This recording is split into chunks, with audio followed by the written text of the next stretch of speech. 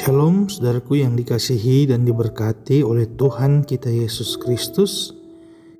Kita bersyukur atas kasih, pertolongan dan anugerah Tuhan yang terus dinyatakan dalam kehidupan kita.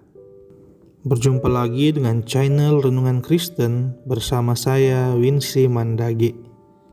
Saudaraku yang dikasihi dan diberkati oleh Tuhan, saat ini saya mengajak kita untuk membaca dan merenungkan bagian firman Tuhan yang saya ambil dalam kitab 1 Timotius 6 ayat 17 sampai ayatnya yang ke-19.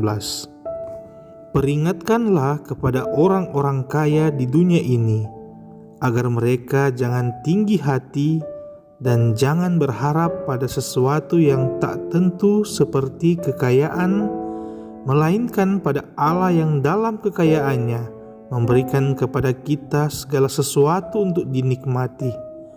Peringatkanlah agar mereka itu berbuat baik, menjadi kaya dalam kebajikan, suka memberi dan membagi, dan dengan demikian mengumpulkan suatu harta sebagai dasar yang baik bagi dirinya di waktu yang akan datang untuk mencapai hidup yang sebenarnya. Judul perenungan kita saat ini adalah apakah orang Kristen tidak boleh kaya? Saudaraku yang dikasihi dan diberkati oleh Tuhan kita Yesus Kristus, memang begitu banyak ayat dalam Alkitab yang menyatakan bahwa orang kaya itu sukar untuk masuk dalam kerajaan sorga.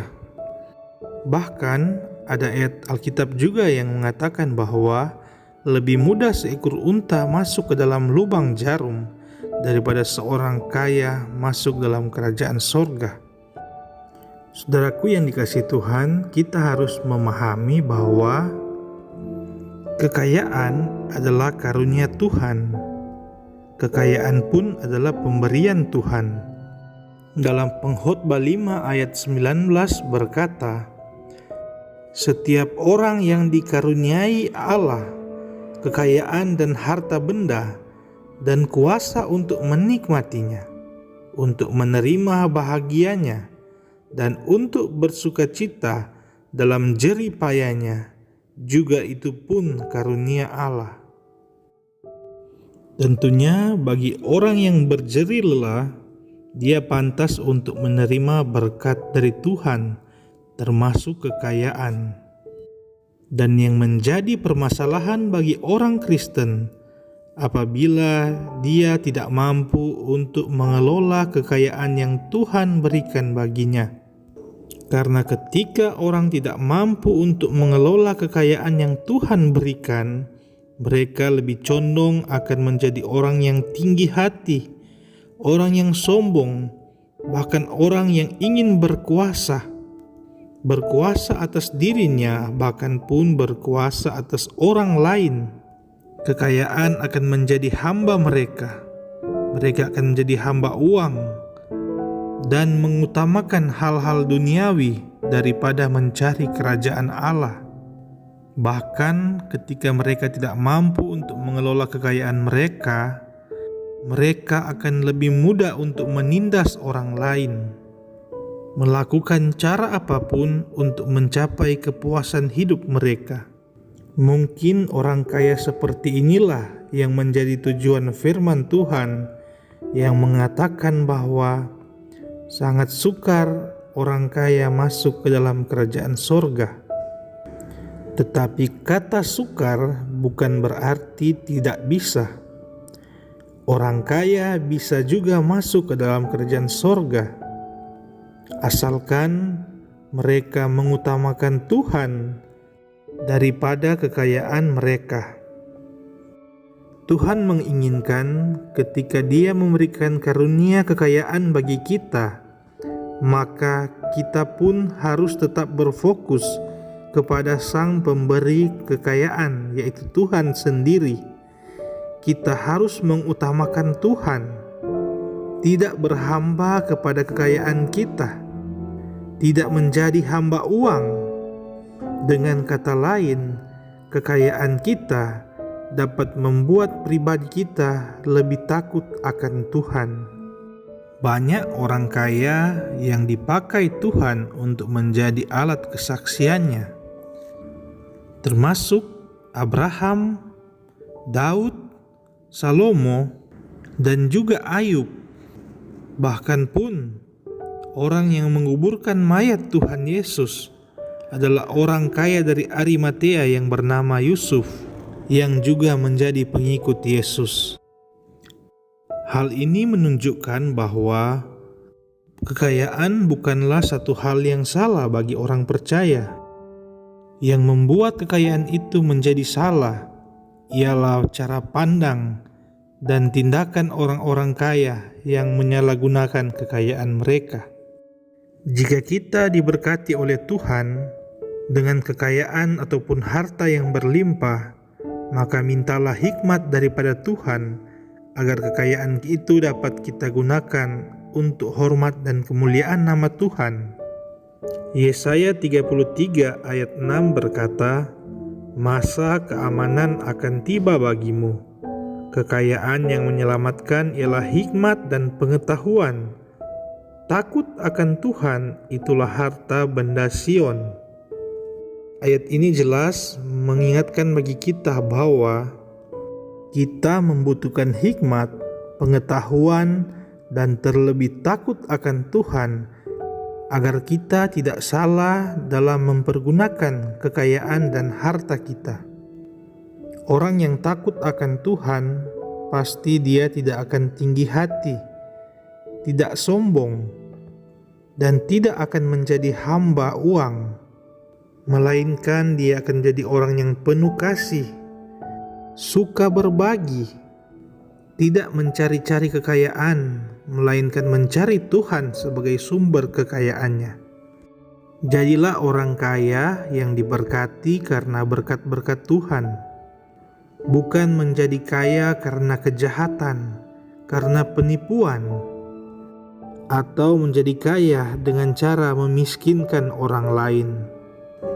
Dan yang terpenting, kita harus mempersiapkan diri kita untuk kehilangan segala sesuatu, termasuk harta kita, karena Tuhanlah yang menciptakan seisi dunia ini, dan dalam sekejap Tuhan pun bisa mengambilnya kembali sesuai dengan kehendaknya. Seperti yang dialami oleh Ayub, dengan sekejap Tuhan mengambil semua miliknya. Tapi karena imannya yang kuat kepada Tuhan, karena Ayub takut akan Tuhan, maka Ayub mampu bertahan dalam pencobaan yang dialami, dan Tuhan memberkati dia kembali. Kekayaannya dilipat gandakan oleh Tuhan dari kekayaan sebelumnya. Jadi, pesan firman Tuhan bagi kita saat ini, yang pertama adalah kita harus mengutamakan Tuhan daripada segala sesuatu yang ada di dunia ini. Janganlah kita mencari-cari kekayaan atau berfokus pada kekayaan, melainkan kita persiapkan diri kita, kita pantaskan diri kita. Mintalah hikmat, kebijaksanaan daripada Tuhan, agar supaya Tuhan akan memberkati kehidupan kita. Dan ketika kita diberkati, janganlah kita tinggi hati, janganlah kita sombong, melainkan kita lebih dekat dengan Tuhan, menumbuhkan kasih kita kepada Tuhan dan kepada sesama. Ketika kita diberkati, jadilah orang yang suka memberi, suka berbagi dengan orang-orang yang membutuhkan. Dan marilah kita mengumpulkan harta yang tidak akan lenyap, yaitu harta surgawi yang akan selalu tersimpan untuk investasi kita ketika kita sudah berada di Yerusalem yang baru. Amin. Marilah kita berdoa. Terima kasih Bapa di sorga, Bapa yang selalu baik dan setia dalam kehidupan kami. Di saat ini Bapa, Engkau sudah boleh mengingatkan kami lagi lewat firman-Mu yang sudah kami renungkan saat ini, di mana kami diajarkan ketika kami diberkati oleh Engkau, kami tidak akan tinggi hati, kami tidak menjadi sombong, melainkan kami mampu mempergunakan berkat-berkat Tuhan, harta dan kekayaan kami untuk menjadi alat kesaksian Tuhan, untuk mempermuliakan nama Tuhan dan untuk memberkati orang lain. Tuhan, kiranya Engkau terus memberikan kami hikmat, kebijaksanaan dalam kami mengelola semua pemberian-Mu dalam kehidupan kami, termasuk semua harta kekayaan yang kami miliki, agar semuanya itu Bapa tidak akan lenyap begitu saja, melainkan menjadi berkat bagi kehidupan kami dan bagi sesama kami. Biarlah hidup kami selalu berfokus kepadamu Bapa, tidak berfokus kepada kekayaan dan harta duniawi, melainkan apapun yang kami miliki saat ini dapat membawa dan menuntun kami kepada jalan keselamatan yang Tuhan janjikan dalam kehidupan kami. Terima kasih Bapa. Mungkin di antara kami saat ini yang mendengarkan renungan ini, ada yang masih memfokuskan kehidupannya pada uang dan kekayaan, yang sudah menghabiskan seluruh waktu hidupnya untuk mengumpulkan harta duniawi. Mungkin ada di antara kami yang sudah kehilangan waktu untuk mencari Tuhan, waktu untuk bersekutu, membaca firman. Bahkan pun ada yang sudah kehilangan waktu dengan keluarga karena sibuk mengumpulkan harta duniawi. Tuhan, kiranya Engkau mengubah hidup kami. Ubah pola pikir kami Bapa. Berikan kami hikmat agar kami dapat mengerti dan memahami bahwa kekayaan yang sesungguhnya ketika kami selalu dekat dengan Tuhan, ketika kami mengandalkan Tuhan, dan ketika kami juga memberikan waktu untuk keluarga kami, maka kami akan merasakan kedamaian dan sukacita melebihi apa yang diberikan oleh harta dunia ini. Terima kasih Bapa di sorga, kami yakin Engkau akan selalu terus bersama-sama dengan kehidupan kami, selalu menuntun kami ke jalan yang benar, dan menjadikan kami pribadi yang penuh cinta kasih, mengasihi Tuhan dan mengasihi sesama kami. Mungkin di sekitar kami banyak orang-orang yang membutuhkan uluran tangan kami. Kiranya Tuhan selalu mampukan kami untuk menjadi pribadi yang suka berbagi dengan sesama kami, tidak memperkaya diri sendiri, melainkan menjadikan kesusahan, penderitaan dan pergumulan orang lain sebagai satu hal yang menjadi beban bersama, agar kami dapat hidup saling melayani satu sama lain. Terima kasih Bapa di sorga, dengarkanlah kiranya doa, permohonan dan ucapan syukur kami yang kami bawa dan alaskan dalam nama Tuhan Yesus Kristus, Juru Selamat kehidupan kami. Amin. Demikianlah perenungan kita saat ini. Jangan lupa tekan like, komen, dan subscribe. Dan marilah kita bagikan video ini agar dapat memberkati banyak orang. Tuhan Yesus memberkati kita sekalian. Shalom.